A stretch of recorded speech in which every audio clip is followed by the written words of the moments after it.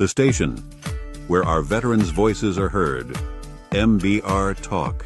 Hey, thanks for supporting our channel by watching and listening. Find us on the web at mbradio.us. Theme song is gonna play and I don't want to have it playing in the background and I don't even know. So let's check and see if the Trench Talk theme is gonna play this week. There it is. You tuned into the FARRON DOZIER show on mbradio.us, Trench Talk edition, and Live Tour Sports. Catch me here Wednesdays at 4 p.m. Pacific time, only on mbradio.us.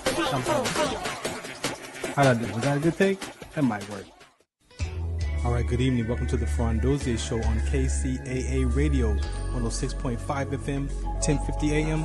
Also streaming from the KCAA Radio.com website and mbradio.us. We gotta bless the show before we get started. Let's go. When I was in my mother's womb, I had a calling on my life to do something in the glory of God and marry it like a wife. Commit myself to his word and never be led astray. And when it's all over, when he comes, I'll be glad to see that day in the morning time.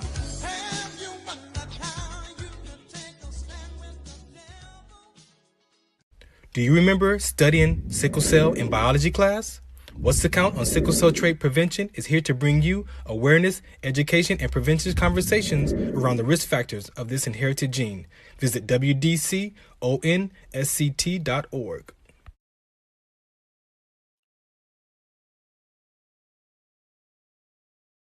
All right, welcome to another episode of the FARRON DOZIER show right here on the Military Broadcast Radio Network. That's right, radio.us. Thank you for listening today. I've been asked to be a part of this grief conversation with my community, and let me tell you, yet another loss in our community. And so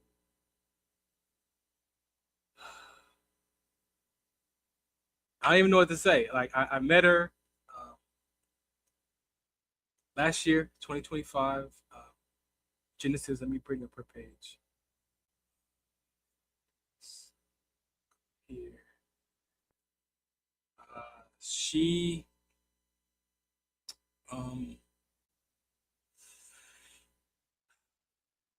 experienced going through the bone marrow transplant and everything, and seemed to be successful at it. So when a person with sickle cell does a bone marrow transplant, they are still, the genotype is still going to be sickle cell. They're trait carriers. They still carry that inherited genes because that gene is inside the DNA, right? So they may not have crisis because of the bone marrow transplant or the stem cell transplant. However, the DNA is still producing that S gene. And so, long story short, she did the bone marrow transplant, seemed to be fine with it. Came to a friend of mine's organization to become a part of the sickle cell trait community because she wanted to learn about sickle cell trait. Had a whole sickle cell trait support group for people who were coming out of the bone marrow transplant community and learning about their new health experiences. But everybody's different. Everybody's different. Everybody's different. Everybody's different. But I understand, unfortunately, some things happened with her health, and there was just a post just a couple of days ago by her being in the hospital.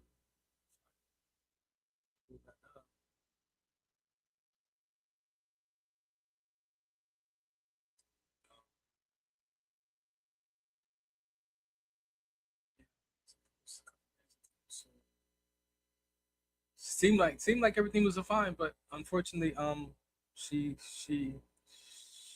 has transitioned. And, so our community is dealing with another loss. And just wanted to say to the family, thank you for the opportunity to share her stories, share her experiences. And like I said, it's very difficult for us as a community when we experience a loss of a friend in this work.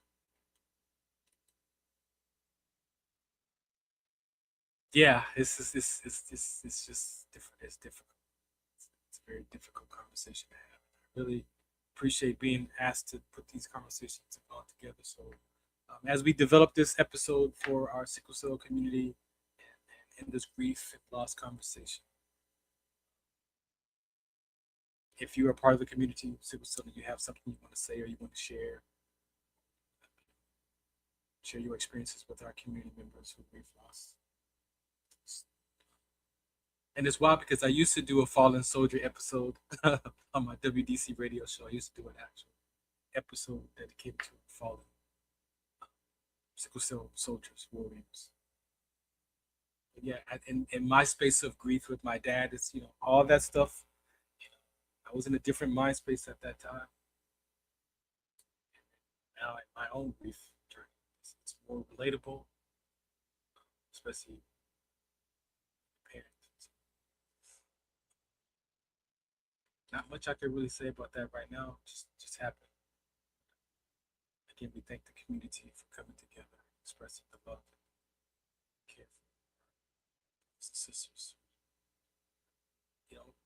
Some people in our community don't want to do that bone marrow transplant stem cell because they don't know who they are going to be in that identity outside of having sickle cell, right?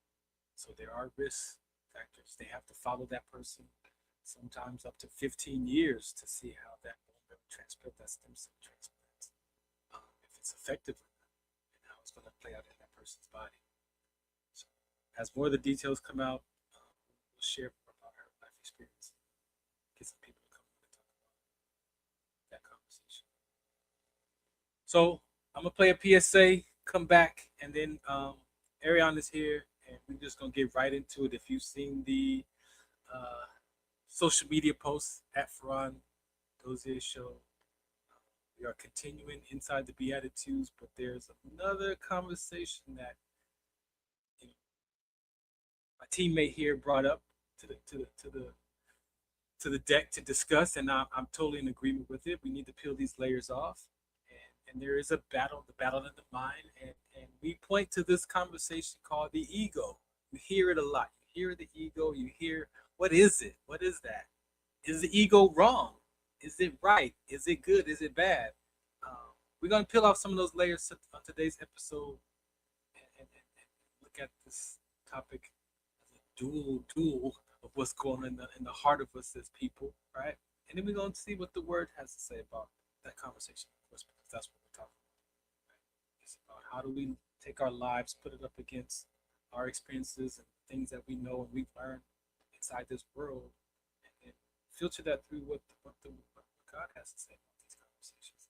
And I'm just going to tell you straight up, there's peace on the other side of that conversation. You may not know that, or you may know that, but it's have you experienced that peace in the midst of the storm, right? And have you even looked at your ego, right? So we're gonna touch a little bit on those subjects there tonight. So let me play this PSA. He's down there in the deck already, ready to go. We'll bring him up, but again, this is brought to you by WDC on SCT.org, sickle cell trait awareness. I have sickle cell trait myself, if you're not familiar. The people in this PSA, these are our real life personal stories as they share their experience with sickle cell trait. And even the last gentleman who's like, sickle cell, I thought that was a black gene. Yeah, well, you know what? The Hispanics is number 2 with sickle cell. It is a inherited gene. It is not a skin color. It's a blood condition, right? So it depends on where your family was born, your ancestors near the equator where malaria is present.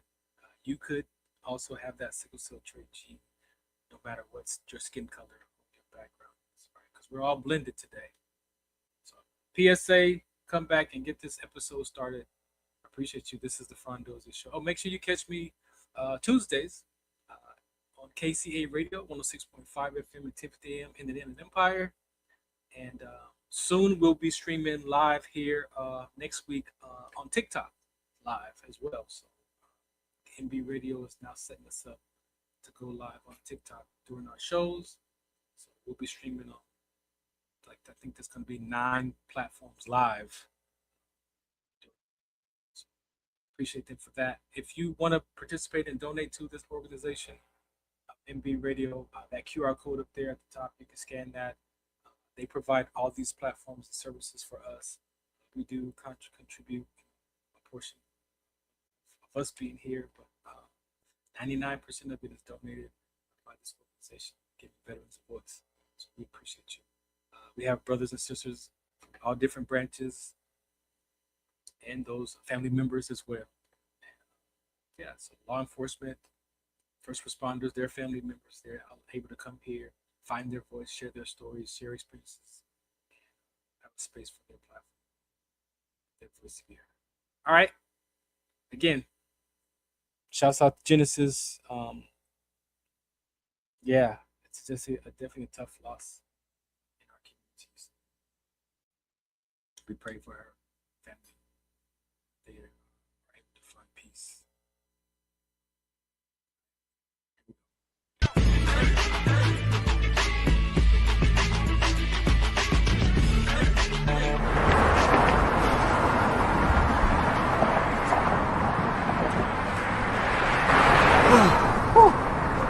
Hey, what's up, man? How you doing? I'm blessed, my brother. How you doing? I'm good, man. I'm good. Hey, did you see the game last night? Oh, that was your game. But did you see the shot? I lost money from that shot. Oh, too, man, bro. that shot was cold, I man. hated it, but it was good. Damn. What's in those jeans? You really want to know? I do. Exhaustion, muscle spasms, asthmatic issues, unexpected sickle cell trait crises. Damn. Are you serious? When I was young, I found out I had sickle cell trait. My mom's told me, but I ain't have no knowledge of it. But when I got older, I had a child, and the doctor told me my daughter has sickle cell trait. Do you know the facts that both parents have sickle cell trait? There's a 50% chance the child may have the trait, and 25% chance the child may have the disease. Hey, that's what's the count. Do you know that 2.5 million people in the United States have sickle cell trait, 300 million people globally? I didn't find out I had sickle cell trait until I was in the Army, 10 years. Next thing you know, I had a sickle cell trait exertion site. Sickle cell? I thought that was a black gene or something. Nah, man, the Latin community is number 2. 1 out of 36,000 babies are being born with sickle cell disease. You could be Caucasian, Mediterranean, European. You gotta know your bloodline, man. There is an inherited gene in our community that has been forgotten. The name is sickle cell trait. WDCONSCT, also known as What's the Count, is out to bring awareness, education, and prevention to people all over the globe. Want more information? Call us now at 323-215-5384 or visit www.wdconsct.org.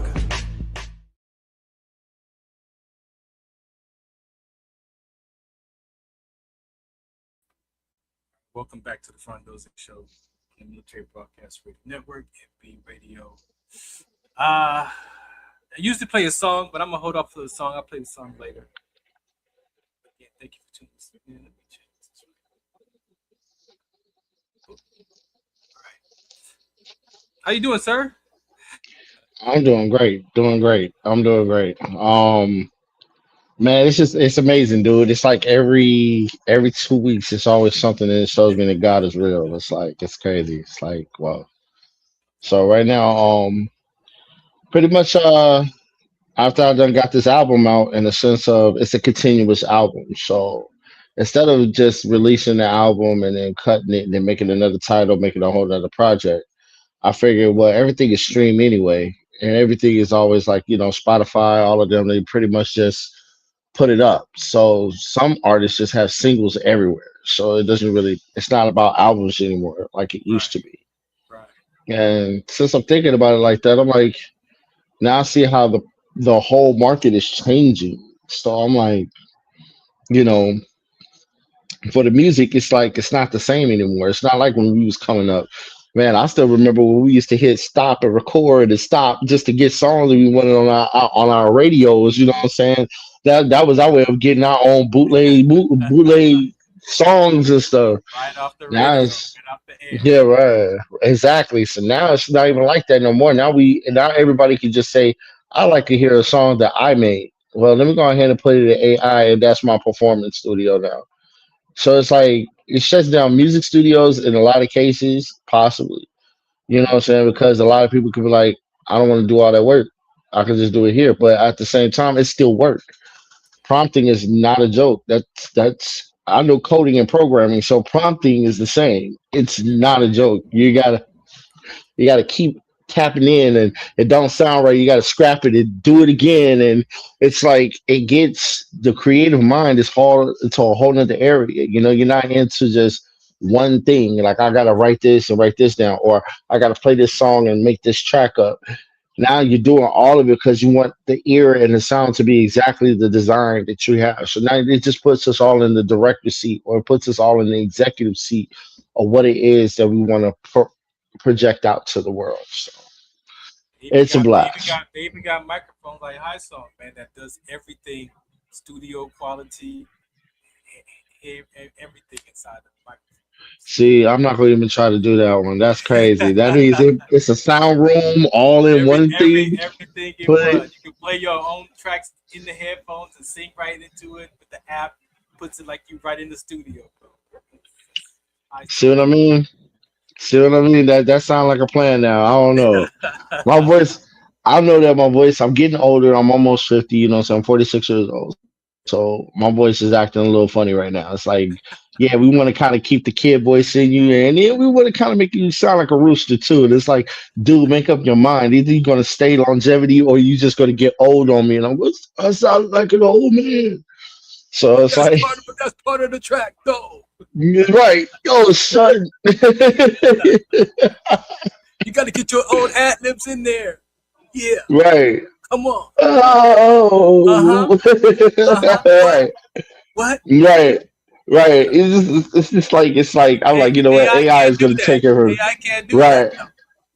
AI does do that. Actually, it does the ad libs and everything. Wait, see, if you listen to the Oh track and yeah. actually let me put them.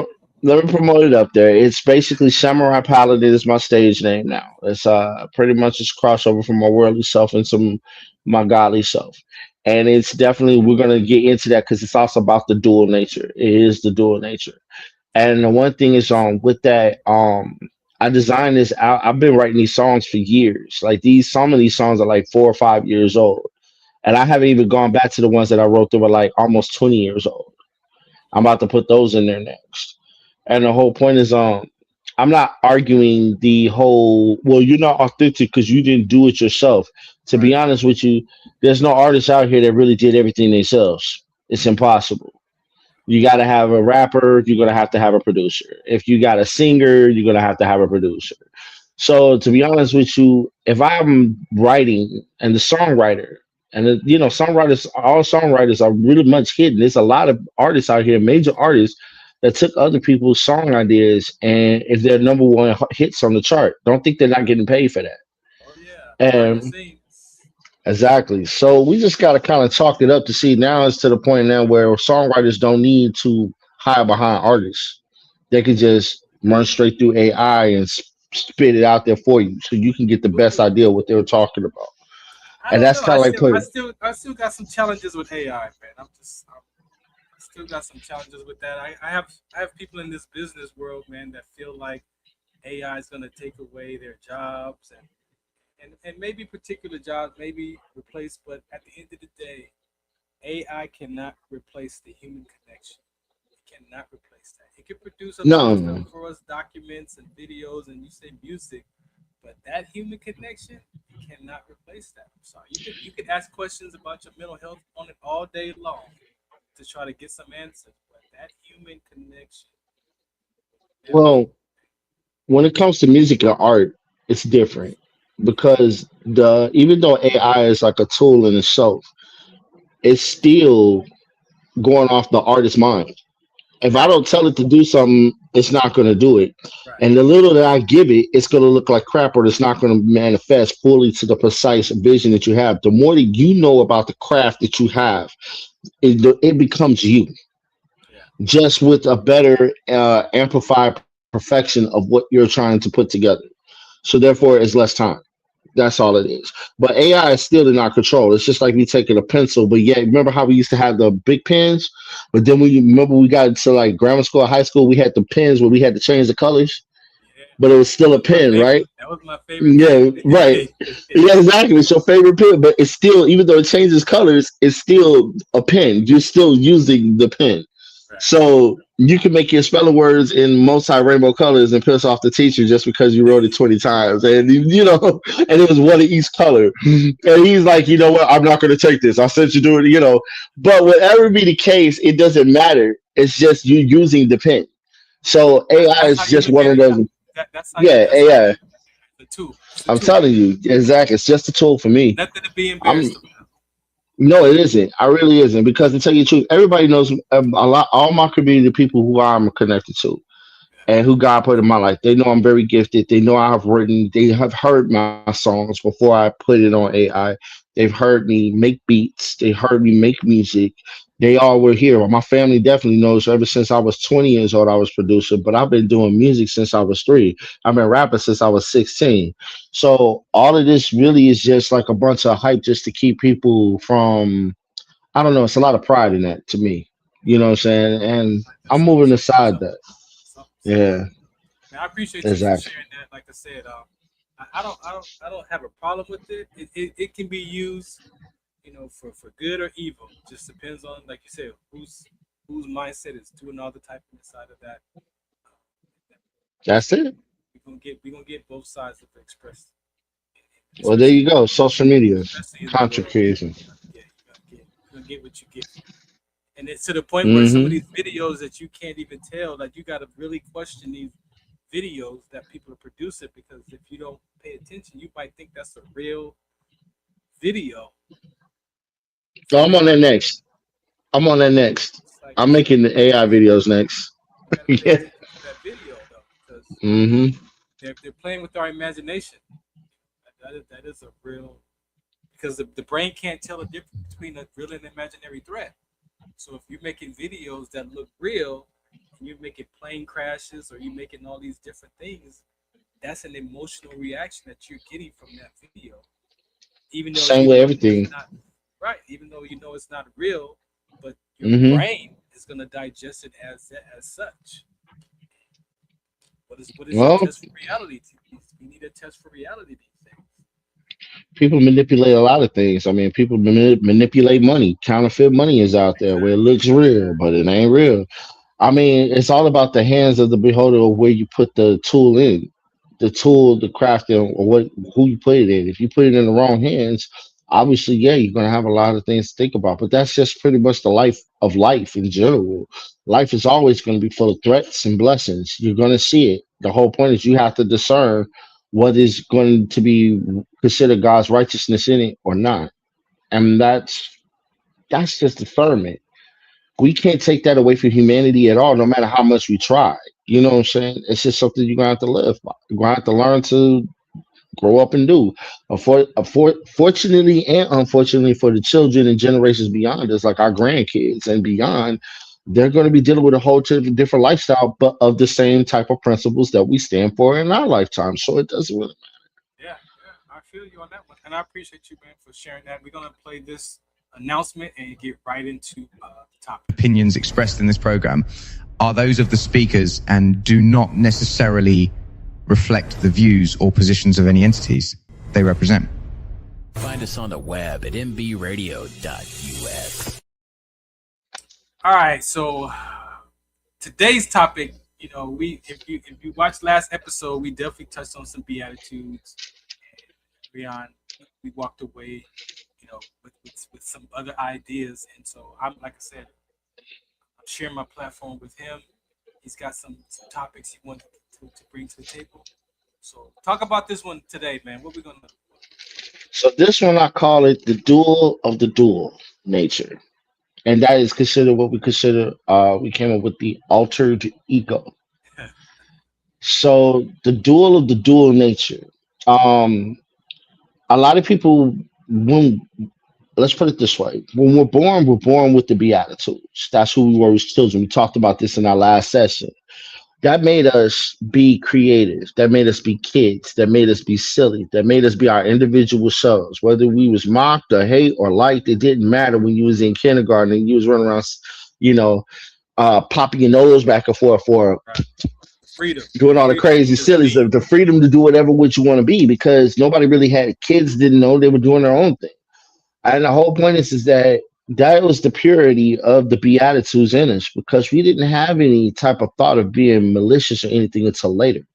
Right. Now, when you get into understanding that goes innocent until you get the one that moves like the serpent, that moves like the enemy. And that's the one that hurts your feelings. That's the one that said you're goofy. That's the one who called you names. That's the one that sent you home crying. That was the girl that rejected you in grammar school with the extra chocolate milk. Come on, let's just keep it real. The whole point is that you was in love, you saw attraction for the first time when you was a kid, and you was like, I'm gonna do everything for this girl. I'm gonna do everything. Kindergarten. Kindergarten. She had red barrettes in her hair, and that was awesome. You know what I'm saying? So you did everything to show that you was interested. And the minute she went with Junebug over you, because Junebug is just causing the ruckus, he was tougher or whatever, you cried about it. There go your heart broke. So here's where the ego entered your body right then and there. Boom. So the enemy hits you with something to take you way out of you. The way he did it was basically he made you form a persona. Now, the way this persona became more craftier, because we've been doing it ever since grammar school. But when you got into your teen years, your puberty years, as a male, as a man, these things started becoming more serious. I don't know where we did in California, but I know in Chicago, if you came to school with some pro wings on and you was a freshman in high school, Oh, you was buddy. gonna get jacked up. You about to get Oh, beat. buddy. You about to get beat. I ain't gonna say Buddy. beat up beats. Yeah. They make you want to take them shoes off and walk home in Oh, your socks. seriously. That's how With some bad pro it was. wings. Yes. Exactly, because now we're in the enemy's territory of understanding what is what out judgment. Now we're starting to get into a point where we started forming ourselves to the world instead of forming ourselves to God. So the Beatitudes were getting overwritten by the ego. That's why we say it's altered because of the fact it altered our system from when we was kids and when we was young. And we didn't have a lot of the parents enforcing or protecting us from that. Back then, it was more like, you can wear those pro rings. Oh, boy, I spent $20 on those, bro. You gonna wear those pro rings? And you like, I don't want to wear them, mama. But they didn't realize mama's sending us to school to get beat up every single time. So these are the things that we have to look at. The alter ego is the dual nature. The dual nature of the persona of who you are. My persona is samurai, warrior. But that's not who I am in the Beatitudes. I'm Arian. I'm Arian down to the schematic of what did God say I was going to be while I was in the womb. That part. And that's the part that's coming together. So let's go back. Mhm. So we talk about childhood, right? We talk about the ego and how at some point in life we're living life free to be laugh, joke, dance in front of the family, do all the crazy stuff, dance on the table, whatever we did to express ourselves as children, not knowing anything about right or wrong, good or bad, as far as an emotional state, as far as looking funny or you're weird or whatever those things, right? But there's something that does happen, right? There's something that happens where that mind of that child lands on there's something wrong with me. Right?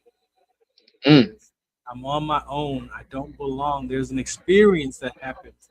And what you're pointing to for me in the work that I've done on myself was the identity of that ego of that child, right? You're saying that the ego, I'm looking at it from an identity gets created. That I don't just Mhm. become good enough, but I'm living from I'm not good enough. And I'm living Mhm. from emotional distress of I never want to feel that embarrassment again. I never want to be disappointed. I never want to be embarrassed. I never want to feel shame. And Mhm. to me, that's that identity ego that happens so subtle, so Mhm. subtle, right? That Yes. the child lands on that identity, and as you said, if the parents aren't educated and they don't know child development or they don't understand how powerful the brain is and how the enemy attacks us, right, at the very early ages. So you have the spiritual context of that conversation, and you have know, the mental health aspects of the child development.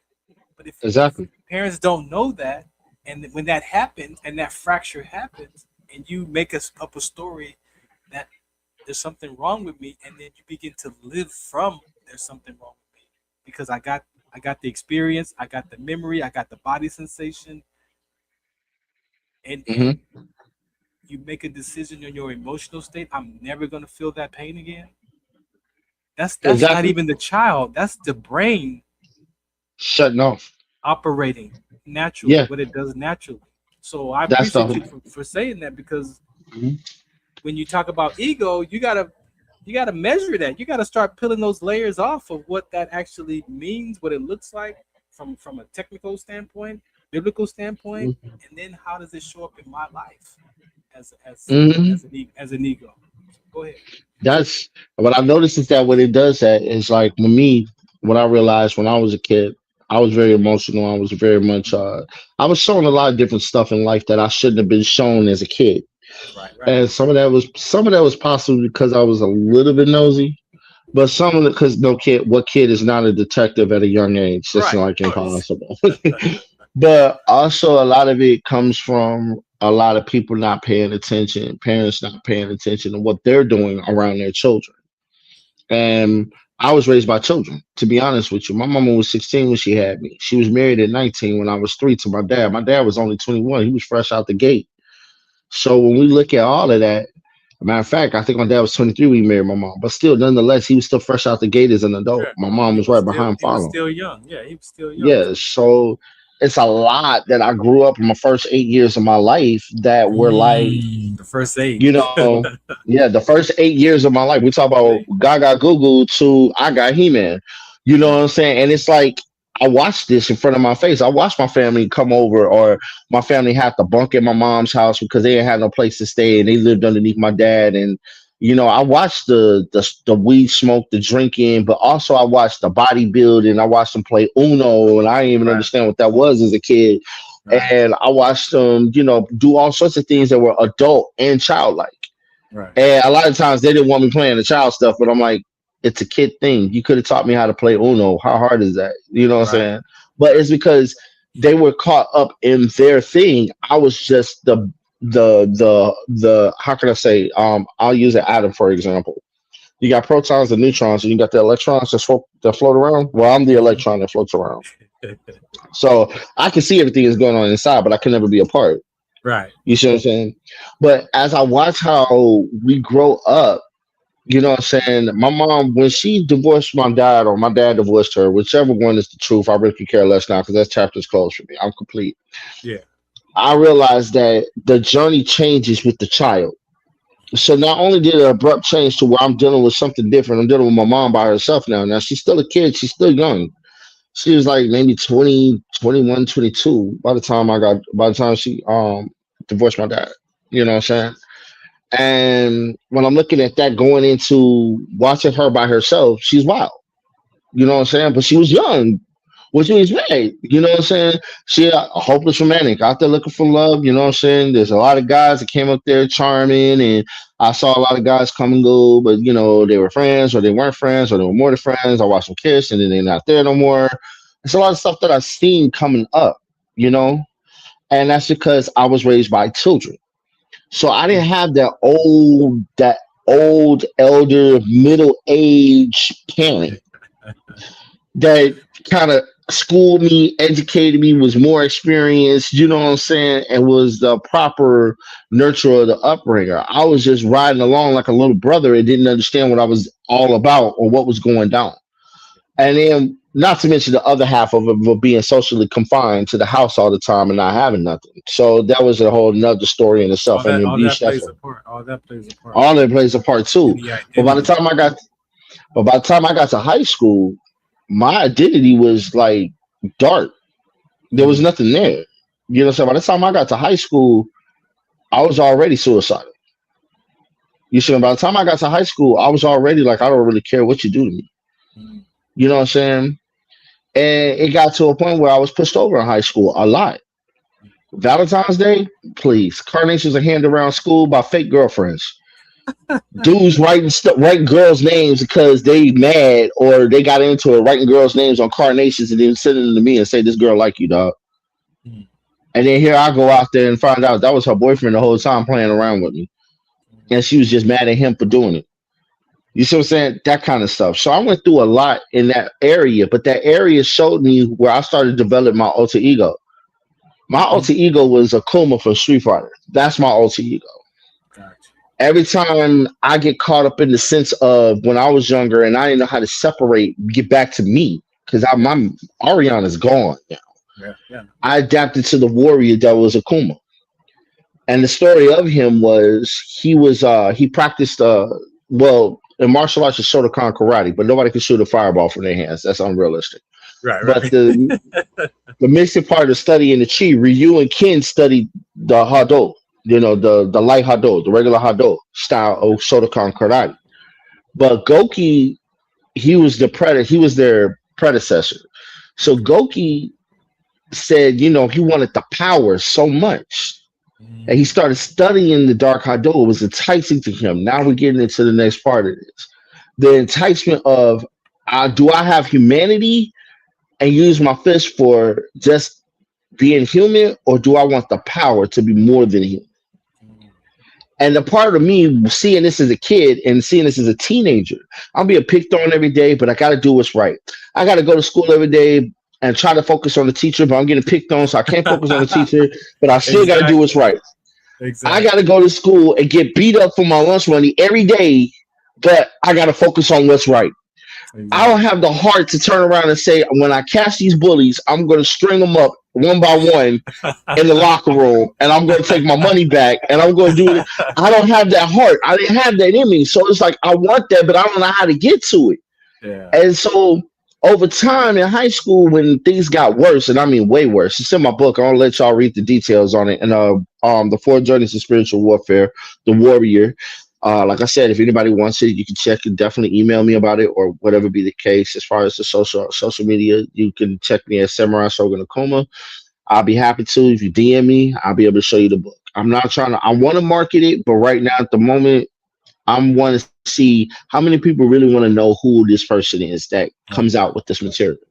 Right. So I'm doing it under God's terms. And when God tells me it's time to market it, then I'm going to market it. You know what I'm saying? And I'll get a publisher. But it explains all the things I went through all the way up until 17, 18 years old. Yeah. When I looked at that concept, over time in high school, by the time I hit my senior year, I was already talking about taking me and the school out with me. You know what I'm saying? Real talk. I was all off of the kamikaze end. If I'm going, you going. And everybody just looked like, yo, man, I used to go to school with nunchucks in my hand. Truth be told, they can't get me now because I'm already out of the school. Yeah, I used to go to school with nunchucks in my bag. Real ones. I put the fake ones in there to throw somebody off. And somebody did catch me with the fake ones. They thought they saw the real ones, went and snitched. Yeah, but I had a friend that went on ahead and, threw them in their locker somewhere else. Nobody knew about it. Nobody said no names, and I left the fake ones in there.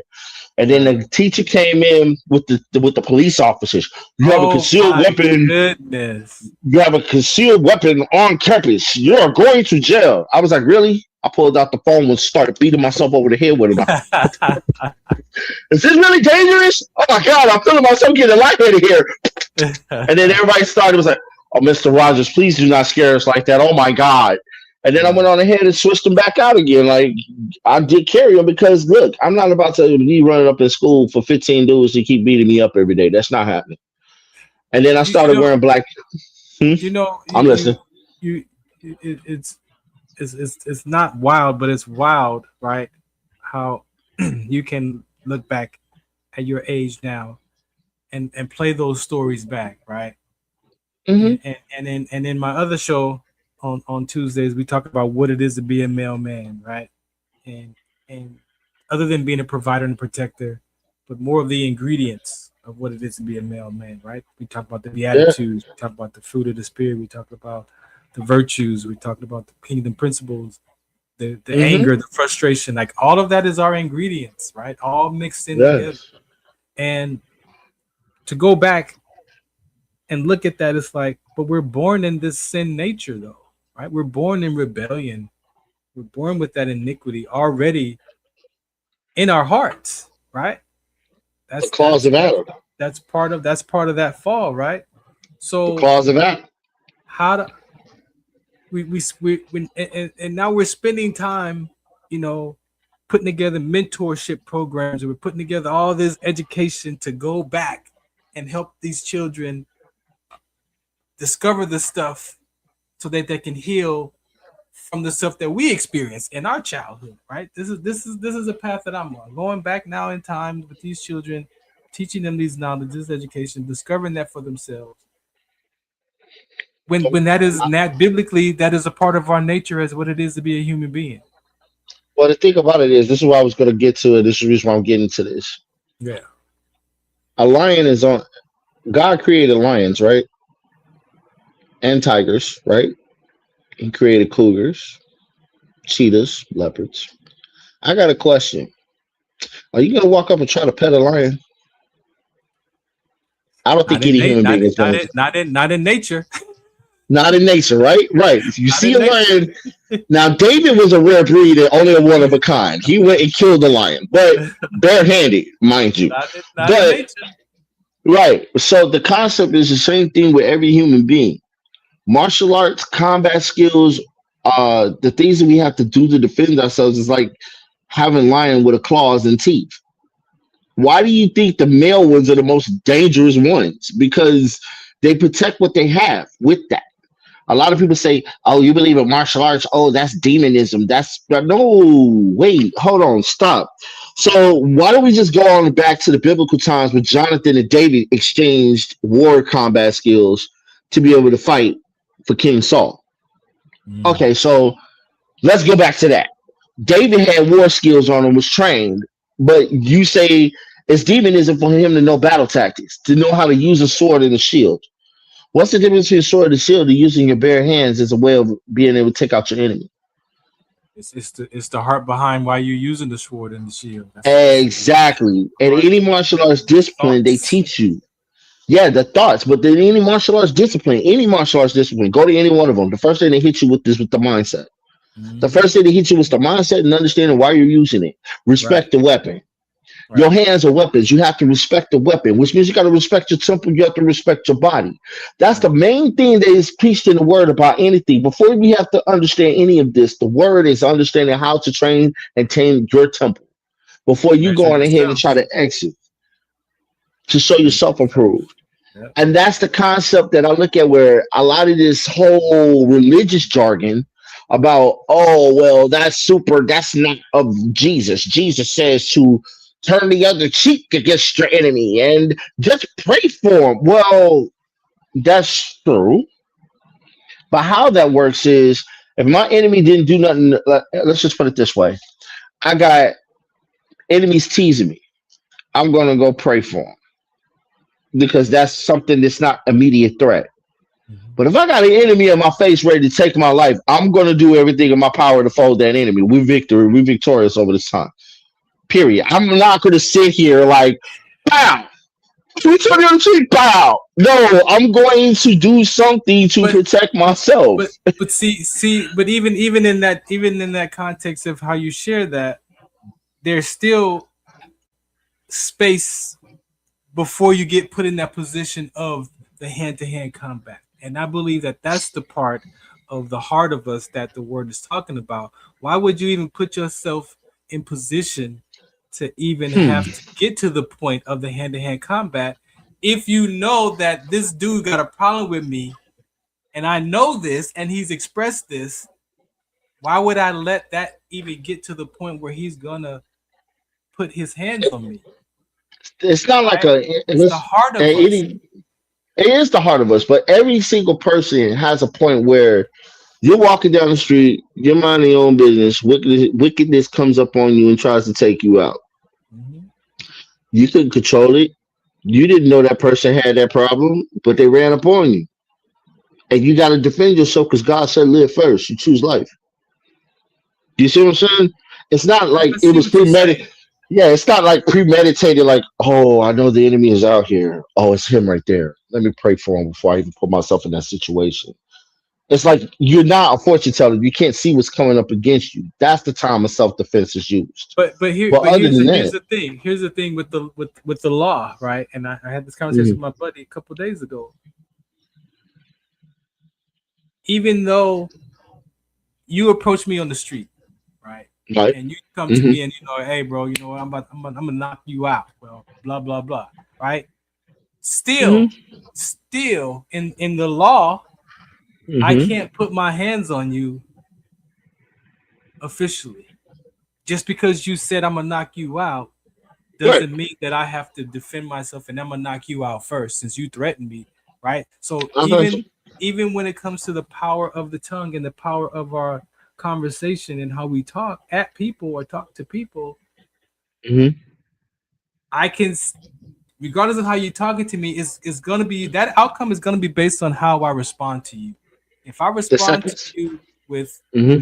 kindness and hey, like bro, like what's like, Hmm. that could de-escalate the situation, right? It could Exactly. it Which we could all be go to first. right. But for Hmm. some people, they're reacting to the threat and taking that first punch because I feel like if you say you're gonna knock me out, well, I'm gonna knock you out first. But what does the law say? The law says whoever throws that first punch is the one It's the going one to that's jail. going to get in jail.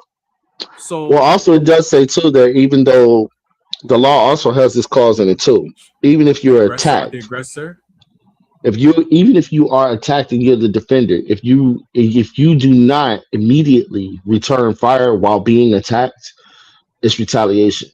mm, So if somebody hit me, bop. there's a space There's right a there. space in between that, and that's where like martial arts comes into action because you learn how to Wing Chun. They teach you how to block and strike at the same time. Right, So right, the right, whole point. That's why I like that one because that one allows me to defend myself and strike at the same time. right, right, People right. using Wing Chun, that's really self defense. The reason Mm. why is because as I'm defending myself, I'm returning fire, but I'm only returning fire to evade further Right. attack. Evade further So attack. that Right. exactly. So I'm wounding the person just to get out the way.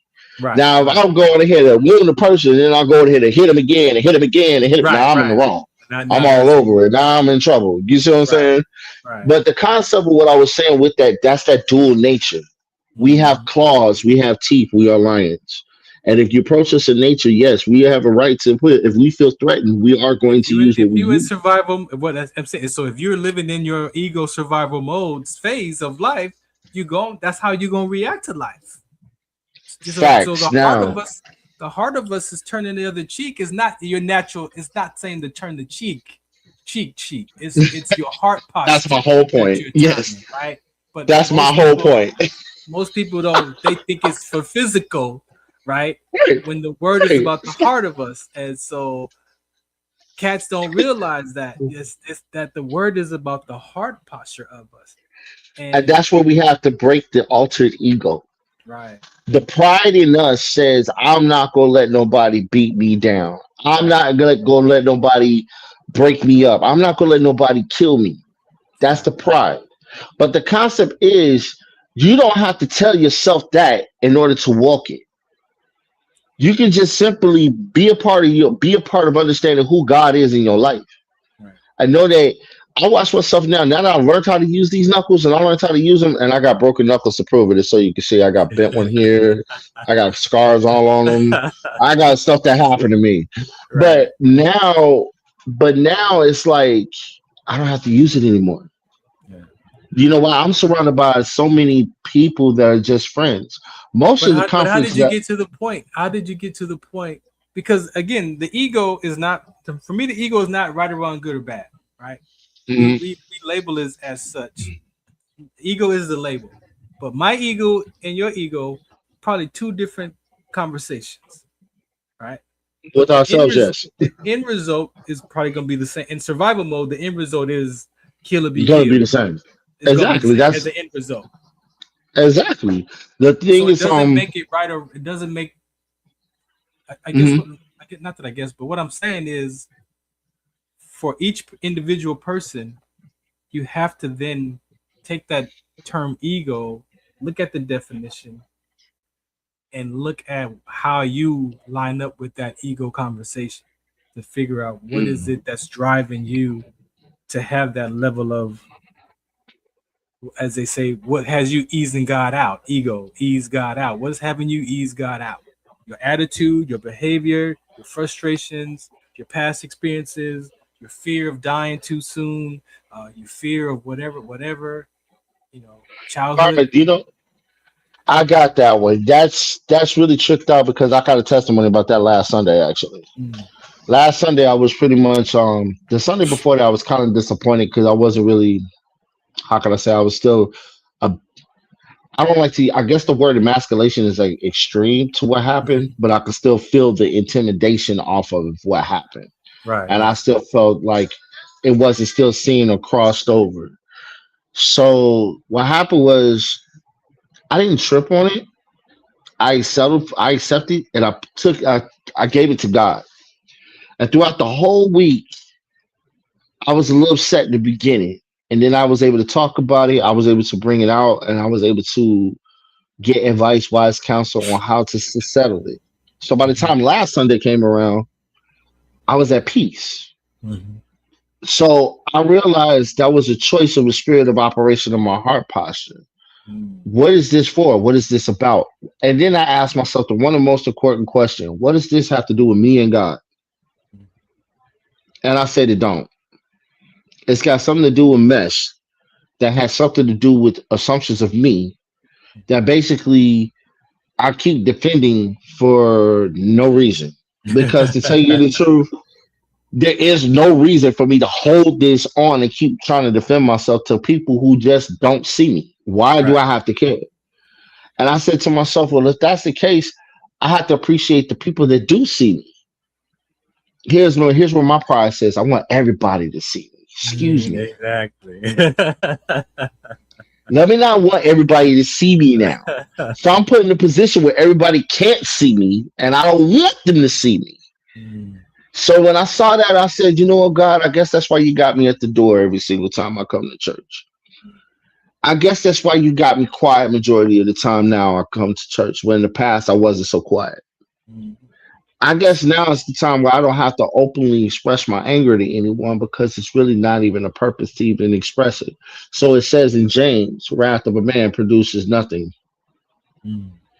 So when I thought about all of that, I said to myself, now what am I really angry at? What I'm really mad about?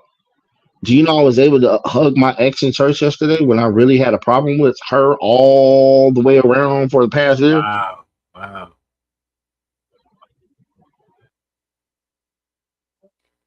It hurt because I know what happened. Like I'm not an idiot. Wow. You know, words travel and they get back to me. But I was able to hug her and understand that she's my sister in Christ still because me and her still turns the same church. Wow. So I was able to show that love, the unconditional love of being a brother. That's it. And then I said to myself, that's not so bad. You know why? Because now I got peace within myself beyond anybody else's understanding. So now I can smile a little bit more when I go to church. Right. Now I can smile a little bit more when I'm serving. Because now all the stuff that people were saying or thinking, the snickerdoodles, Right. I Right. call them snickerdoodles, Right. Right. you know, they're snickling and doodling, but they ain't paying attention. Right. I don't have to think about it no more. I don't have to think about it no more because why? I already feel myself already understanding what God is using me for. So So it's wild that you have this this is your experience, right? Because that was one of my childhood fractures, was that breakup in junior high school, right? I never wanted to bring a girl around my family because I didn't want to have to explain what happened when she's gone. Because in my mind, she was going to leave me anyway because I have abandonment issues. So I would never bring her around, or a girl around my family, to meet my family because I didn't want to have to explain, oh, where's so and so at? And then now I'm embarrassed. I got shame, I got disappointment, and then I got to explain to you why she ain't around no more, bro. That was devastating. So I can only imagine for you to be in the same church and break up, right, and still attend that same church, and then you have to be in all of that snickering, doodling, that right. That's the part that I was like, I'm not gonna. I don't want to even feel that, but I know what it felt like because in junior high school, when she dated my buddy's friend, I felt that. And now everybody's looking at me. I thought that was your girl. Oh, I thought, and then grad night, and we're on the bus together, grad night, and they're back there hugged up, and I'm like embarrassed, and it's like, and then at 14 though, bro, like 14, like a child, That's what my friend of mine told me the 14. best thing. She said at 43, if you still throwing temper tantrums over negative things, which I give kudos to her for this because she made me wake up completely. I mean, completely. Shouts out to her, most def. You know what I'm saying? If you still 40-something years old and you still having temper tantrums like you're in high school, we have problems, people. Houston, we have a problem. As a matter of fact, call all cities in the United States. We have an emergency state event right now. This is a problem. At 46, you should not be mad and sad and lip poked out over childish behavior. And that's when it kind of dawned on me. I've been walking around like that for the longest, pent up, ready to go to war at all times because nobody wants to, it gets bad because it's like it's the male and female dynamic now because, girl heartbroken, we ain't together. Yeah, they pit us against each other. They pit us against each other. So now it's like you got all of this going on where I am the target because I'm a man now. Not because I broke up with her and, I might want to talk to somebody else or I might not even want to talk to nobody else. I might just want to get to know people. And it's a problem because now I'm a target. Yeah. But all of that was carrying on me with all this anger saying, you know what? F everybody then. Since everybody want to be that way, well, now I'm about to lock myself back into the tomb. Now you catch nothing but now that's that alter ego that I had as a child. Once again, we ain't talking about 40-something years old still carrying on childhood ways. Yes. So that Akuma came into me. Wow. The dark, that power saying, I'm warrior. Right. I don't care what you think no more. I'm not going to smile at you no more. Why should I? All you're going to do is snickerdoodle that I smiled at you and you're going to say something else about me. So now I'm locked in. Now I'm in war mode. The thing about that altered ego being in that war mode, it didn't help the situation even more. Even if I just stood there in the war mode, I didn't have to say anything. I could have just stayed locked up. Right. It still don't help because your body language is 90% of your speech. Exact body language. So, and your body language is something that you can't help. Guess why? Because your heart posture, your heart is in your body. And it constantly beats. Somebody can tell. Why you think they have what they call a nanograph or what they call a polygraph or whatever? And people are like, oh, you're lying. Because you have a heart. Your body's going to react regardless. There's nothing you can do about it. So the whole point is your heart posture you cannot lie about.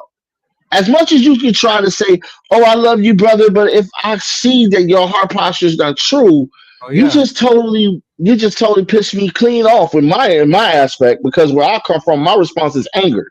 It's not to say, oh, I'm sad because they're lying to me. No, mine is I want to tear you apart because you're lying to me. You see what I'm saying? But that's that Akuma. So that's why. Is that why people say action speaks louder than words? What are these actions speak louder than words because it's true. These things. I don't agree with that phase. I don't agree with that anymore. No. I don't agree with that. It's a balance of the two. It's a balance of that. Here's the thing about that. Actions don't really speak louder than words unless you are the person that really is going to put it into that direction. You make the choice. Are you going to run your mouth and not do no action? In other words, it makes you a hypocrite, contradictory. Or are you going to back it up with your actions and make sure that they line up with your words? So if they're out of whack or out of sync, they don't work. But just because my action speaks louder than my words, and you call me a hypocrite, out of all the definitions in the dictionary that you want to label me, you want to label me as a hypocrite when you have no idea what's going on in my thought process, right? Now that's when we talk about intention. So you looking at me on the outer level of your actions don't align with your words, but then you have no idea of what I'm dealing with that's causing me to pretend like I'm cool and I'm not cool because there's something going on over here with me and my emotions. But no one cares to ask, "Are you okay? Like, why you act like this, but you say this?" But no, you don't. You're not interested in that. You just want to just call me a hypocrite or whatever, and then I'm labeled as a hypocrite because my actions don't. But no one's asking the child, "What are you dealing with, my guy? Are you dealing with something?" Ah, I got you. The mic is buzzing, by the Oh, way. it's a Just buzzing. letting Oh, you it's know. buzzing. Yeah, it's buzzing. Because when you yanked it 40, I could hear the static in it. Okay, But I is it heard still every word buzzing? you're saying. Is No, it you're still perfect. You're buzzing? back to normal. Okay, yeah. You're good, good. But So that that's the level of the heart posture. Again, we see mhm. the actions in the body in the conversation, but what's driving the heart posture to make me want to Mm. be that kind of too? Because I can't express myself because I can't say whatever that fracture is. Right, that ego Well, is not allowing me to be free. exactly. That's the part I had to realize when I got the when I speak about arrest the ego, Mm-hmm. you got to go back to the beatitudes. Yeah. You have to go back to them. So if I know I'm being challenged in a certain area, I find out what beatitude I'm being challenged in. Mm. And then that lets me know. I did it with my friend on one time on my friend Chris from my old ministry. We sat Mm. here and talked about it. He was like, "Okay, well, let's find that out." He called me one time because I was going through it, and I had a little ego or attitude on my shoulders. And he was like, "Yo, brother, I realize where you're coming from, and I love you, brother, because you are always cool, and maybe we could work that out." I said, "You know what? I do want to work that out because I want to find out what it is. So what am I putting off Yeah, that's yeah. not part of the beatitudes?" And we went through it. And he said, Wow. "One." And then we came out to where I struggle at. I struggle at being merciful. I Mm. struggle in meekness. I struggle for being those are actually the two. And Wow. poor in spirit. More Because spirit. poor in Wow. spirit makes the other two challenging. So if Wow. I'm too puffed up, like how dare you talk down to me, or how Right, dare you right, do this to me, well, I'm right. not being merciful. Oh my And that gosh. leads to me like, I wish you would. Now you know what? I'm coming after you because you talking down to me. Now I'm not being meek. You see what I'm Oh, saying? Because the pure in spirit I wasn't poor in spirit. I was prideful. like that. See what I'm saying? Like It that. all links in. So I had to tap back into my beatitude. I had to go back to the boy in me to feed it more and to understand that it's time to mature. Because see, the boy created the ego. I Yeah, created a exactly. Kuma. You see what I'm saying? My rage, my whole I don't give a crap nature came from the idea of Akuma. Because Akuma cared less about no one. As a matter of fact, there's a video, I'll share my Facebook with you. You can see it on my Facebook. But my birthday video explained it, how I went through the struggles of battling Ryu versus Akuma and Street Mm. Fighter 6. And it showed how it was a fight. It was like a real fight. And Akuma was like beast. Like he brought demons down and was beating the crap out of Ryu with shadows. And Ryu was getting beat up because Ryu is the boy in me, and that's the ego that's controlling me now. I'm not controlling the ego no more because I let the Right, beast get too far out of control. right, right, right, right, right. And that's why we got to focus on the word to understand what men need to understand. And this is what ladies to men need to catch in the sense of we Mm. have a dual nature. Instead of dueling with the dual nature of yourself, learn how to see the parts of when it's time to pull the dual nature out. In other words, meaning I got to protect my family, so I'm going to war. You know what I'm saying? Because let's just say it's a state of emergency event here in America. We're being invaded. Right. Okay, you're Army. I know Marine stuff from being raised up around Marines and military and police. And well, I am not going to sit here and say a terrorist with a gun is threatening my family. Hey, please come in and have some teas and crumpets. No, it's not happening. We're not doing that right now. You see what I'm Right. saying? I'm in war mode. So in war mode is the time that comes out to say, I don't care. My life is not about to be wasted for me not defending my family. Right. You see what I'm saying? So I'm going to do what I got to do. And when men get into that dual nature, it doesn't have to be a style to it like Akuma or any persona. It just Right. got to be done. And normally when that happens, a man ain't smiling. But most of us got an alter ego, though. If we tell the truth, most of us got an alter ego. Facts, of course. I mean, some of us don't want to let the kid go. Yeah. But that's what I say is, and that alter ego comes in a lot of cases, but that's because that goes with spiritual maturity, learning how to let all of that go. Yeah. And guess what? Can't nobody tell you you're spiritually mature or not, or spiritually immature, unless they're a little further along. And can't nobody tell you when it's like you'll be forever immature or you'll be forever mature. And guess what? No one has arrived, because we're still sitting on this fleshly body, still sitting in our human bodies, still sitting here on earth. So for a brother or a Christian, I'm listening. I said to the day we check out. To the day we check out, exactly. To the day that we see God in the veil, he's the only one that can tell you, job well done or depart from me. Those are the only things that you can get judged by. While you're here on this planet, the one thing you can do, according to it says in the scripture, according to fellow believers, they can pass, judge, or discern for correction to another brother if they're behaving not in the way of the faith. But the thing about it is, out of all of that, people take that out of context because they don't understand how to judge it to the word of God versus to judge it to their own self-righteousness for God. Self-righteousness, exactly. That part, which is still ego. It's still ego, exactly. So in other words, meaning when it comes to God's righteousness and our righteousness, they're two different levels. Our righteousness is based on, you shouldn't be doing that if you're a Christian. Well, line it up with the word. And if I committed murder, then you're right. If I totally fornicated and you saw me doing it, you're right. If I totally spat in your face and disrespected you for no apparent reason, you're dead on. Okay, in the word, I'm out of order. You see what I'm saying? But for somebody to try to twist or over spiritualize things in a way of understanding that everybody in church, everybody who's a part of the body of Christ is somewhat growing one way or another.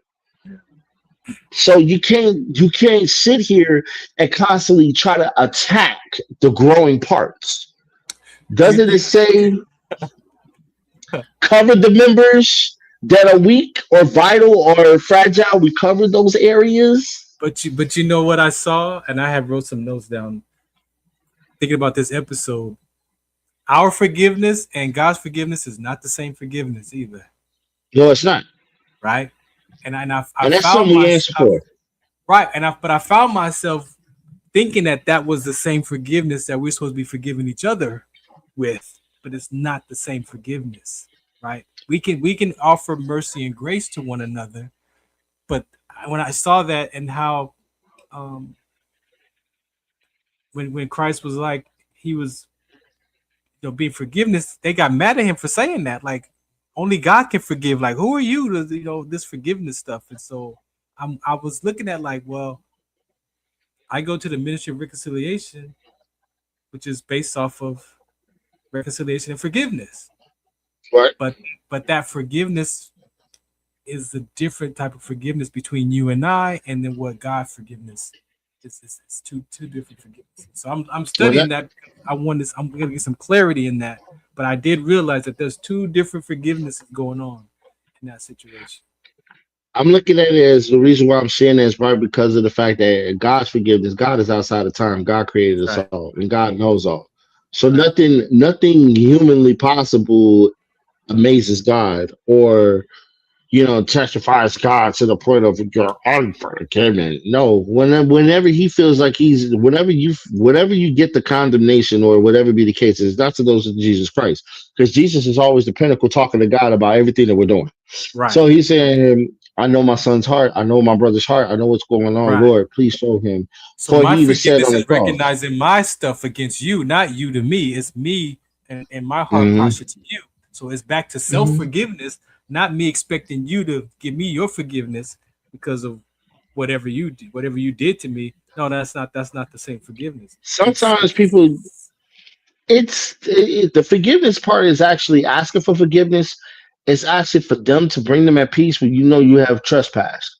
Right. Now the whole point is that the whole concept of trespassing, we have to set two things: responsibility and accountability. Accountability, exactly. People like to say, I'm sorry, I apologize to accept the responsibility. Yeah. But now the accountability is, are you going to do it again?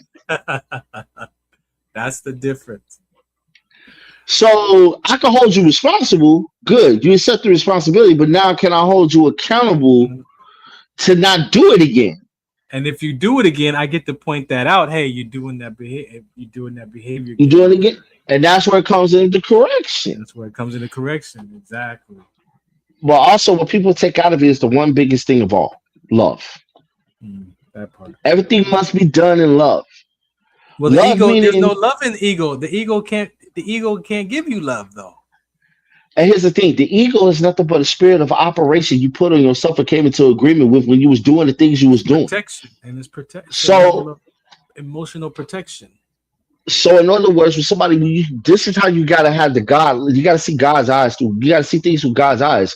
People are not people that are born. And put it this way: gangbanger, prime example. Right. Gangbanger come out, quit blood walking, whatever he doing, right? All right, he didn't come out the womb with a 40 in his hand. Talking about saying, "What's up, G?" Going ahead and cut the umbilical cord. No, he did not do that. It's impossible for him to do that. You know what I'm saying? He's a baby saying "Gaga Google," don't know much, crying because it's cold, or he was needed his mom. These things, everybody came from that, regardless. I still remember what Similac tastes like because my mama used to feed it to me. So I get my memory to go back to the understanding, like, wow, I was really, as a kid, as a baby, I can remember a lot of these experiences and say that, you know what, that's innocent. I wasn't in my head trying to, flex. So the whole point is the spirit of operations we put on us coming up, the personas we put on us coming up. Now we got to get deliverance to get that stuff taken off of us so we can get back to the roots of who God called us to be. Like I said, let's go back to kindergarten. Exactly. Go back to kindergarten. I went back to 2 years old, and the identity that I landed on as a 2-year-old, my guy. I'm unsafe. I'm unsafe, and I'm lost in relationship between my mom and my grandmother, and I never, ever, ever want to feel that pain of disappointment again between those two. I couldn't tell you. That was an identity. The thing about mine was a little bit more vicious at 3. 3? I left the book in your chat. You just need to read the book and find out what happened to me because I'm not saying that on this camera. But all I'm going to tell you is my identity 3 was shocked and shut down in the most horrifying way possible. And that brought me up to agree with a spirit that has been agreeing with me for so long, due to, still to this day. Up to this day, I just now understand what it is to have peace in that area. Because I took this demon on and I agreed with him. And if you watch any horror movie, right? I watch horror movies. That don't bother me none. I ain't scared of it. I know who my savior is, and I just watch them to know that if that comes in my house, I don't want it there. And if you're doing that in front of me, I don't want no part of it. So I can keep an eyesight of where I'm at. And if I see a house that looks not right, I'm not going in it. You know what I'm saying? That's why I watch horror movies. I educate. I don't run from it. I go into it, but like, oh, so that's why. Oh, well, you did that yourself. You said those words. That's why that thing is coming after you. That's your fault. You know what I'm saying? That's the way I think about it. And the only thing about it doesn't phase who I am. I still got a good heart. I still believe in Jesus Christ as my savior. I still show love. I would help anybody. I give the shirt off my back if I can. You know what I'm saying? And that's just the way I am. That's the way he made me to be. That's part of my attitudes and makeup. But going back to seeing the spirits that we come into agreement with, that makes you look at the people a whole lot different. Right. So my ex wasn't being treacherous because she was smearing my name all across the church. That ain't it. It was actually the spirit of agreement because she was dealing with brokenheartedness and she came into agreement with it. And any horror movie, the first thing it does, it introduces an entity or a spirit, a familiar spirit, that's normally the form, and introduce itself to you. And it always comes at your time with the most vulnerability, whether you are super angry, whether you're super sad, whether you are grieved, whether you want revenge, those things, that's where the enemy sends his minion out. Yeah. That person's in grievance. Make them go on ahead and go, make them see me instead of God, because they're going to go to God. Go right there. Yeah. And then what happens is, it starts with an introduction of why this happened, What's going on? And then it feels like it's a comforting experience to have that familiar spirit a part of you. Then you start going back into your old habits, your bad habits when these things happen. Then they start filtering in. Now the demons got like a little bit of an agreement. Now you come in totally agreement when you started building those bad habits, and now you're there. Now it's not necessarily demonic possession, but you just opened up a portal for it to hide behind your emotions. You just it just attached itself to you. Yeah, You don't touches see it, itself to it. Yeah, it touches but itself your to it. exactly. So your countenance is going to change. Your heart Mm, posture is going to change. And guess what? It's going to be hard for you to change it back. So it says that a brother in a fence is harder to win back than that of a stronghold.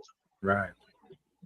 Because once And we see that in our children when Farron was lively as a child and all of a sudden he's quiet. Well, what happened? Oh, he's shy. Shy? What? If you see you've seen the change, all of a sudden Farron is shy. What had Farron become shy? that's the point. Most people don't understand that a lot of times when we shift, it's because of something that they weren't paying attention to that was happening. Yeah. And the challenge is in this though, as we like to jump into the altered ego, we need to go on ahead and take away the ego, strip yourself and become vulnerable again before God. It's hard to become vulnerable before God. Like God don't know. God wants you to just say that He know you. He knows you already. He already knows what you went through. He already knows what you're going through. He already knows what you did.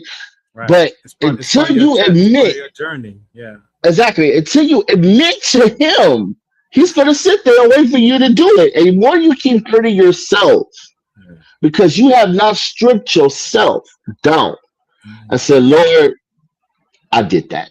Yeah. That was me. Lord, help me for creating this entity that I should have never created in the first place. Yeah. Lord, forgive me for the way I was. A lot of people, when they say they saved, they're not really truly saved because here's what they're doing. They say they forgive. You're asking for God's forgiveness and you're saying that I repent for all my old sins, but then you put the stuff right back on you. So I got a question. You know what I'm saying? Even though it's declared, yeah, you can declare your faith. That'll never change because once it is, it is. But your walk going to be a lot harder if you ain't real with it. That's and so what the fruit that you produce is going to be is this what you're going to it's going to show itself. That's the reason why it takes very much a lot of training in the word to understand who God is in your life. Yeah. Your prayer life got to be strong. My prayer life is just not getting there. It's intermediate. You know what I'm saying? I say it's intermediate because I know how to say, God, I need something when I talk to Him personally, but I don't know how to intercess. I don't know how to say in the name of Jesus. And I don't really know how to. I just know how to pray. And it was simple. God, I'm talking to you right now. I'm asking you for this, that, and the other. Lord, could you please help me? Lord, because I know you can do it because you are the Almighty. That's it. Of course, it doesn't sound all super religious like most people do, start speaking in tongue and all of that. But at the same time, every time I have declared something to God or I've asked for prayer for something to God, God has answered. Yeah. And when He's done, that's how I know He can hear me. Yeah. So overall, the whole point of the duel, stop dueling. Embrace. Because what you're dueling is you're dueling the entity that you created that's actually protecting the weaknesses of you. You're not embracing your weaknesses and your pain. So you're saying embrace the ego. Yeah. Eradicate the ego by embracing the other half of yourself. I feel that's what I'm hurt. saying. Exactly. That's embracing The that other pain. self. That's embracing that hurt. Embracing those childhood fractures. When I embrace those different wounds and I owned them and then I did the work around, it was like, man, then I realized they wasn't even real. I was never abandoned. I was never. I look back at all of that, all the stuff that happened to me actually happened. But the one thing about me was how I felt about it. Right. I went back to saying I don't have to feel that way no more because all of it has been reconciled. Right. Now I would say 90% of it is reconciled. The homies that used to beat me up in the hood, they give me respect. They say, "What's up?" You know what I'm saying? We 40-something years old. I crack a beer with them and talk to them. You know what I'm saying? I'm more about God, and they had one. That's that period. Yeah, exactly. I talk to them, and a lot of them don't really remember all the stuff they was doing. Exactly. You see what I'm saying? That was the key though. When I went to go back at 40 to heal my past, I Hmm. called friends and asked them to forgive me for my behavior and some of the stories that I remember, and they would be like, "What are you talking about, bro? Like that I don't remember that. I remember this." And I was like, "Oh shoot." That's when I started to understand that a lot of the stuff that I made up it lived over here. It didn't even live out there. It still lived over Yep. here in my mind. Exactly. And a lot of things that I saw too that I thought were good back in the day, technically, I was in the middle of something I wasn't supposed to be in the middle of. And then I came to realization with that too. See, when you start coming to realization with yourself and you start realizing where your weaknesses and your strengths are, some of them are misplaced based Exactly. on what happened to you. But once you take Exactly. away the trauma and sort through the damage, you start putting yourself back together, you start rewiring yourself. Yep. My friend was talking to me about a lot about that, and my friend was like, she really is like really cool. Like, yo, I'm crushing right now because she helped me put myself together. Yeah, Like yeah, in a matter of a few days, she helped me put myself together. for And it's sure. amazing because it's just like, yo, so I don't have to, am I supposed to, and really?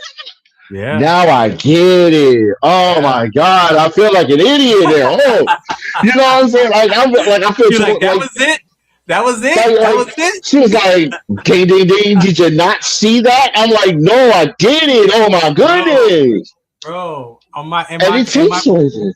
in my personal development classes, bro, when I discover those things, all I could do is laugh. Like, you got to be kidding me. Like that's what that was. One little fractured emotional piece of the story that was Bro, out of context or out of line, or I said that's not what happened. What happened was this. What I made it mean was this. Those are two separate things of what happened, what I made it mean. Two separate things. yes. And like it's tricked out when you really go back to yourself and you start putting yourself back together. You start seeing where your mistakes are, and then Yep. you got somebody who can see who you are. That's another thing. Yep. Somebody who really can see who you are and not be on the bias, on the trend, or the outside, or the image. They can see who you are. It points out easier for the outside looking in. So it's like a mirror on steroids. Yeah. So you can actually see a lot about yourself and put yourself back together. It's like, yo, I totally slipped on that part. Oh man, you know what? I still think this person to this day because of the fact she was awesome in every category. Awesome.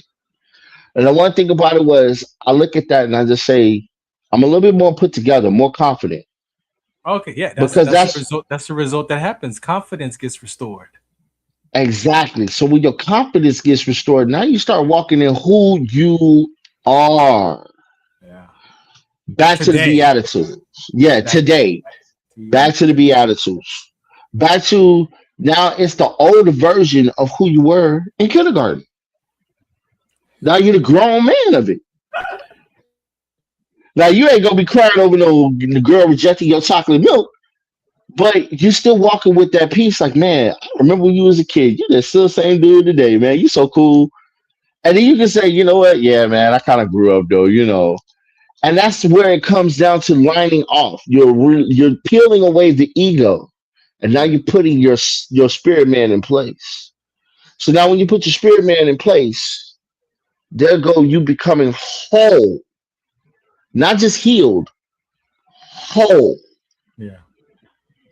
under That's a God. different. That's a different. I'm looking. I'm over here looking because I want to. We're about to get out of here. So I want. Do you want to touch on the different scriptures that you put together for this Ah, episode? I So was trying to get into the enticement part, that part too, because the ego entices where the spirit man doesn't have to entice. It's just himself. uh, So I want to be able to grab this off real quick before we get out of here. This is the go ahead. final Go ahead. part. Go ahead. All right. So in Proverbs, I was reading 9:18, right? Mm-hmm. And I understood all in Jeremiah about the Jezebel spirit. So I read that like totally 40 going north. So I understood Jezebel, I understood Elijah. I understood why Elijah ran into the cage, but I understood where Elijah had to get his confidence back to face Jezebel, right? Okay. Well, the story goes right here in 13 through 18. Now, this is talking about the woman, but nobody ever thinks about the man doing these same things. Whoops. Yep. A foolish woman is clamorous. She is simple and knows nothing. For if she sits at the door of her house on a seat by the highest places of the city, to call to those who pass by, who go straight on their way. Whoever is simple, let him turn in here. And as for him who lacks understanding, she says to him, stolen water is sweet, and bread eaten in secret is pleasant. But he does not know that the dead are there, that her guests are in the depths of hell. Sounds like a harlot to me. We all know what that is. The ratchet girls are running around, the forever lonely dons that move around, the yappadons that be talking around, the baddies that have everything showing out. We already know what that. Everybody's hurt though. Everybody's flawed. Why did they become a baddie though? Yeah, and let's flip it around. Why did the boy become a thug? Why did the boy become the one that sagged the pants off his butt? Exactly. All the trauma. These things is that, and when you look at that, the enticement, this is the difference. When you are in your beatitudes, you're in yourself. That's the best way to attract any woman. When you just be in yourself. You're being a gentleman, but you're not thinking of anything in return. You're just being a gentleman. You give her a compliment, but it's off of genuine beauty because you see she's an attractive woman. And that's about it. You keep it moving. Those are the beatitudes. You're low in spirit because you're not really looking for anything in return. You're not trying to be seen. You're just seen. And then you're responding to whatever is around you. That's about it. The concept of a man is that when a man has to turn into a Jezebel because he wants to get out there and be seen. Now you're holding the door open and you're being a gentleman because you know you're attracted to her. You know you attracted her for one reason. Right. She sees the heaviness in that. And then there are the simple women that fall for it. Same vice versa. That scripture is not just for the lady, it's also for the men too. Running your game, spitting your riz, all of that is enticement. Where is that coming from? That's not coming from your spirit, bro. That's not coming from God. That's coming from your ego.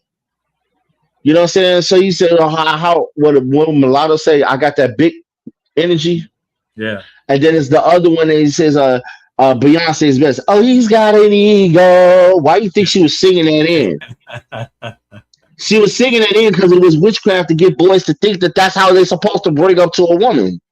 That ain't got nothing to do with it. Your brand speaks for itself. Your security, your safety, your mask speaks for itself. Just walk in who you are. Just let it go. It's difficult to walk in who you are when you're living avoiding shame, embarrassment, disappointment. When you're living avoiding those emotional fractures, if it was that easy, we would have been healed long time ago, and the word would be a different type of word. Well, Earth was created from the inside out. If ain't nobody paid attention, the core is hardened over, but the core is the life of the Earth, is it not? So, if God goes into the Earth and made the Earth what it is, He put everything in place, right? And then He took Adam, put him into the ground, and then He went inside of Adam and pulled out Eve. Okay, everything is going in, out. Yeah. So if that's the pattern, then men have to understand this one thing. To get over all of that guilt, carrying all of that trauma, carrying all of that stuff, you got to learn to go inside yourself, bruh. So that means a lot of guys say, oh, I can't go deep. Or I can't go deep. Man, that's just too deep. Dog, you too deep. Right. So that means you ain't got no scuba gear, dog? You can't go down that low? You can't go down in that trench right quick? I'm not willing to, bro. It hurts. It hurts. It hurts, huh? It hurts, huh? So you want to keep you living the same life that's already hurting you instead of going down to the source to where it hurts and let God get that surgery in you to go on ahead and pull all that stuff up so you can get it out of you so you can be better. You know what I'm saying? Like double-edged sword. Oh, gee, dual nature. There it is. Double-edged sword. Not the double-edged sword. Look, man, people can keep pounding their chest and not understand the process of, oh, yeah, I did have that problem. Yeah. 9 times out of 10, most men who are narcissistic and who do abusive behavior is because of the fact that it was done to them, or they're doing it to themselves first. Exactly. So the concept is understanding is that you got to learn how to this is the reason why God has to be the center of all relationships. God has to be the center of your relationship first with yourself. If He's not the center of yourself, then you definitely don't have Him in the center of nobody else. Yeah. No. Goes Well, back to the dual natures, man. we're gonna have to do part 2 of this one because there's a couple more scriptures left, man. What do you want to leave for the fellas today, for the men today, man? What do you want them to walk away with today? I want them to understand that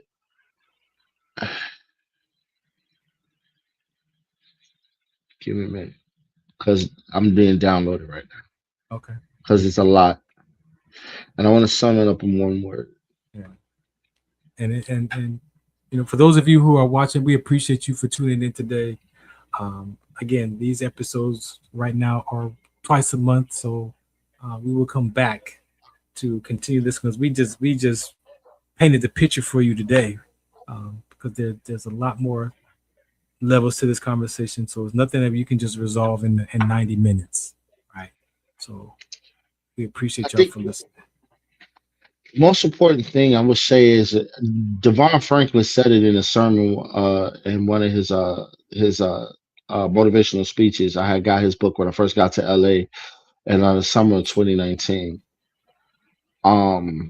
He said if we could focus more on being instead of doing, we could possibly have the peace that has been invading us. I know that to be true. So I recommend all men across the nation, across the world, get to really see who you are, face who you are. If you have to break down, break down. If you have to cry, cry. If you have to ball up, ball up. But stop tipping at the sword and just start going in to get the surgery done because you need that. God is trying to tell you to heal. He's trying to get inside of you, but you keep blocking him out. It's going to hurt to let him in. But guess what? Once he's in you, you'll see the healing. That is the process. And in that process, God is going to work wonders in your life. And you're going to see yourself you're going to shed away that you are being oppressed by. And you're going to soar. But you got to first let him in. If you don't let him in, it's not going to work. And to let him in, you got to be willing. You got to be that first beatitude, which is you got to be able to tell the truth that to yourself that you realize that you need God. Poor and not spirit. not the religious God, but the relationship. The relationship with spiritual understanding of God. You got to have it. And that comes.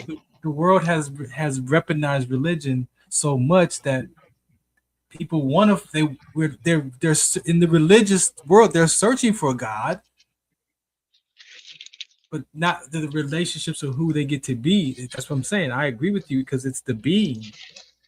And so for me, that poor spirit is that first one. You got to be willing to tell you the truth that you don't know everything, that you can't control everything, that you can't fix everything, and you don't have to pretend like you have it all figured out. And then that's you can realize that, okay, I need God for this part and of my life. I'm going to help everybody out with this religious problem. I can't stand religion. I'm not into religious politics. I say that openly on this forum. I do not care. I call myself a Christian, yes, because I identify with Jesus Christ and the Christian faith. Most importantly, I identify with Jesus' teachings. Yeah. Not just because I go to church and I follow a pastor who reads the Bible. No, I follow Jesus' teachings. And I'm going to break it down right now. Somebody told me one time, the Bible is not religious.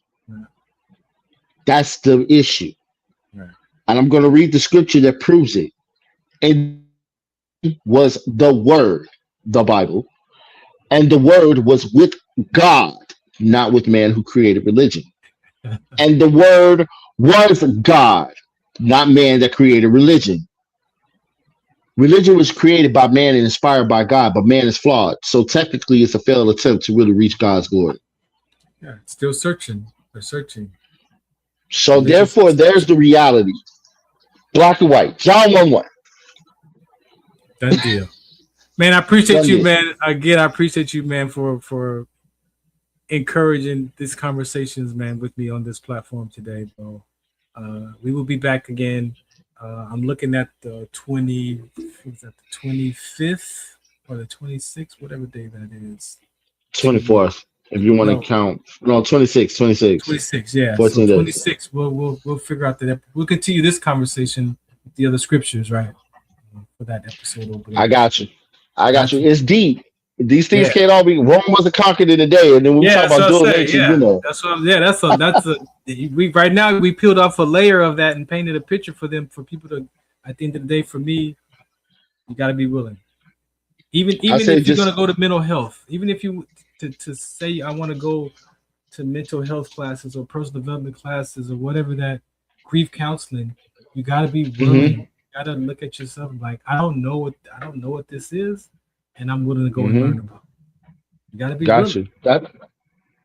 That part, I did that when I was 21. When I found out I had these issues, I was like, let me go research this myself.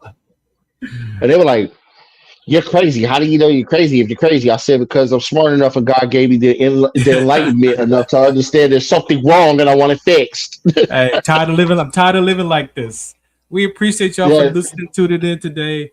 Catch us on all the social media platforms. If you want to rewatch this episode, go wherever you get your podcast, talk shows, download it. Again, we are out of here. We appreciate your time and your listening. Be blessed, my brother. I'll talk to you in a little bit. Yes, sir. God bless. Zetovia salve, made from natural and organic ingredients, good for inflammation, poor circulation, hemorrhoids, yeast infection, lip sores, dry coughs, eye pain, minor cuts and bruises, and ready to purchase at botanicaherbalco.com. botanicaherbalco.com. botanicaherbalco.com. Do you remember studying sickle cell in biology class? What's the Count on Sickle Cell Trait Prevention is here to bring you awareness, education, and prevention conversations around the risk factors of this inherited gene. Visit wdconsct.org. Muchos de nosotros nos vemos afectados por la enfermedad de células falciformes a diario y un número creciente simplemente no nos damos cuenta. Los impactos de esta enfermedad afectan a todas las personas y en especialmente a las personas de color y con antecedentes diversos. Estar en servicio conmigo y con los demás a medida que creamos una mayor conciencia sobre cómo identificar y dirigir el tratamiento de los rasgos de células falciformes y ayudar a las familias a saber cómo superar el trastorno de células falciformes. Hi, I'm Beaker with Military Broadcast Radio TV. We're your virtual MWR, bringing veterans radio, podcasts, gaming, animation, 3D printing, and a community that never leaves you behind. Download our Roku or mobile app today. Wisdom to share if you listen this week, so pull up a chair and stay for a spell. We're heading down a trail where good stories dwell.